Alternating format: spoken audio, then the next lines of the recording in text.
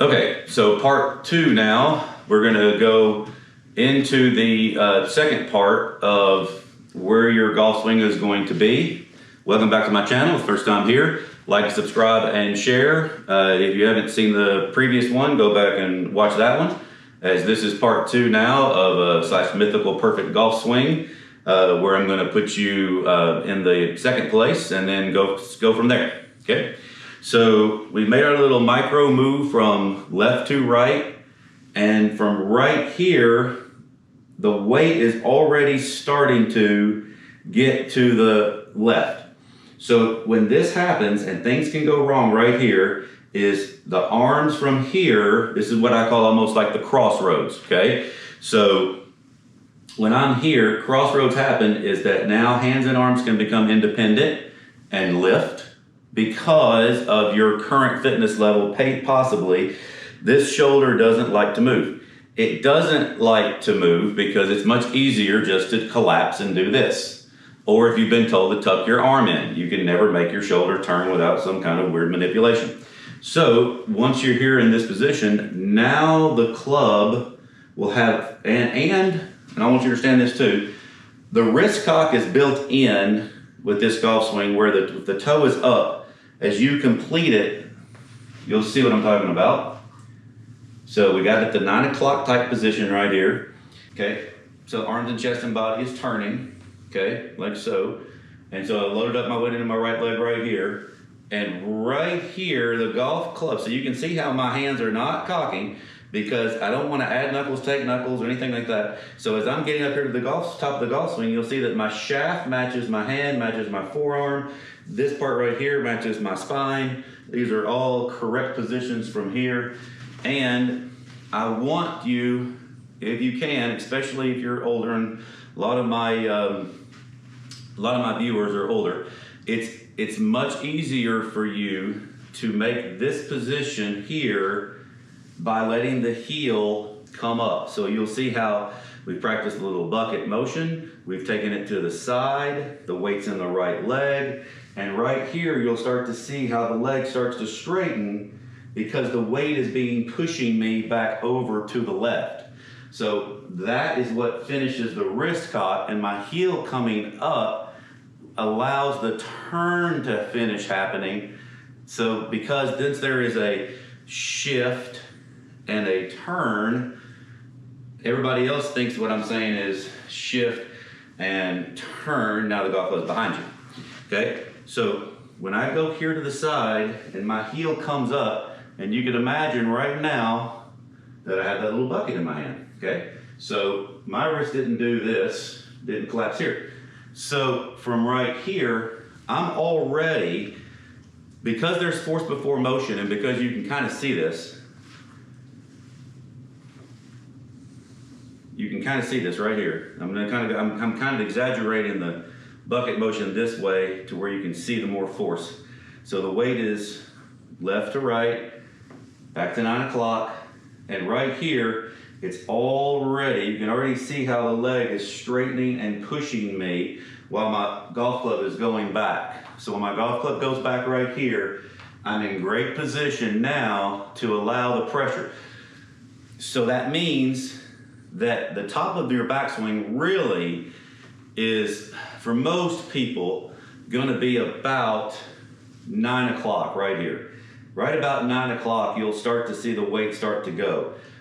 Because there's force before motion and you don't really see it, most people don't see it actually start to happen until the shaft kind of tips back. And when it tips back, then you can really see the completion of it. But you can see my right foot's been pushing my left down since here, okay? Actually somewhere in here, but again, you don't see force before motion. So mine, if I go real slow, is left, right, and long drive guys do it almost before the club even moves away, okay? From right here, my weight right in here is already, I'm going real slow so you guys can see this, already starting to straighten, and my navel is already starting, and the leg is starting from straightening to here. So when I say 9 o'clock for amateurs, it's because there's force before motion, it's really more like 8, okay?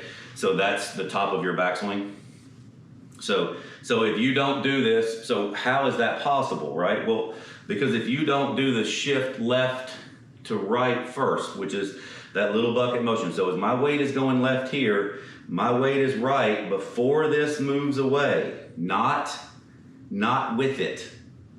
See, if I go with it, then you'll notice also my head will have a tendency to move off the ball.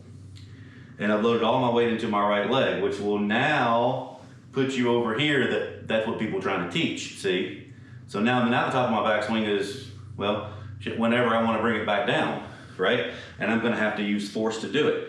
That's how critical that little micro mini move of left, right is, because when I go here and here, the ground is what pushes me back and keeps you from moving your head off the ball. If I don't have the second shift, 1, 2 here, if I just go 1, I've got no force throwing me this way. I'm kind of pausing for a second to get dramatic here on this one, right? Like this should be like a big aha light bulb moment, okay? So when I'm here and I go here, I've gone from left to right, so I've loaded my leg already. So that's why the right leg starts pushing me back to the left. It keeps my head on center. It allows this wrist cock to happen fully up here at the top with a full complete turn. So now the downswing is really a much more reflexive action, right? Because if you get up here to the top and you don't already have that shift, then you're never going to be able to keep the head on center and throw. That's the reason why on some of my other videos, because remember, I do this instinctively, no matter if I'm winding my right hand or rolling my foot or whatever my visual is, I still have this core body movement where I go left, right before. So if I was going to throw a ball, and I teach people, if I said a right-handed throw, and a little more feeling of the right hand, and you're more right side dominant, and you grew up throwing ball instead of playing on your WoW game, okay? So then kids played outside back in the day. I know, it's crazy, right? All right, so they'll push, so when you throw a ball, you'll push left, right, wind the hand up. I'm not even really telling you how to wind the hand up, right?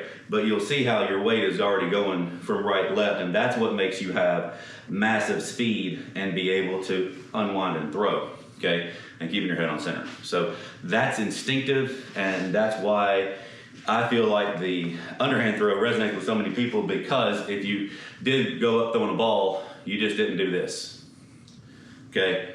So that's why if there's any instructor that tells you keep your head down, left arm straight, turn your body, swing slow, right?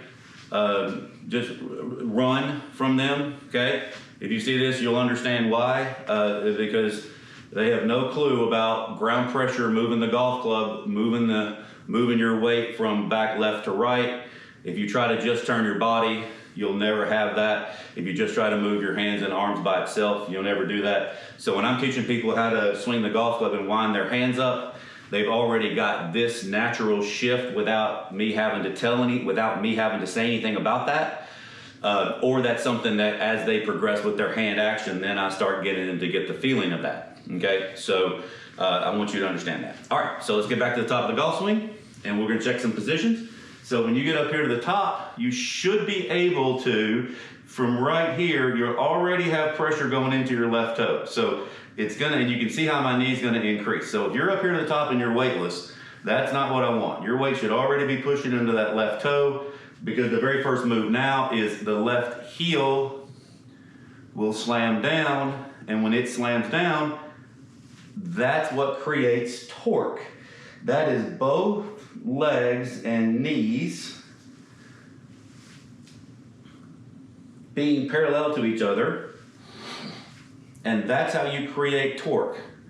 So the more that you allow the heel to come up, the more ground pressure you'll push down, and the more then vertical force that happens from here. So once you get up here and you make this little move, now, do people, when you get here, do you think, since my weight's already been pushed left, what pushed it left? My right foot. All I'm doing is letting the completion of my right foot push my left foot down.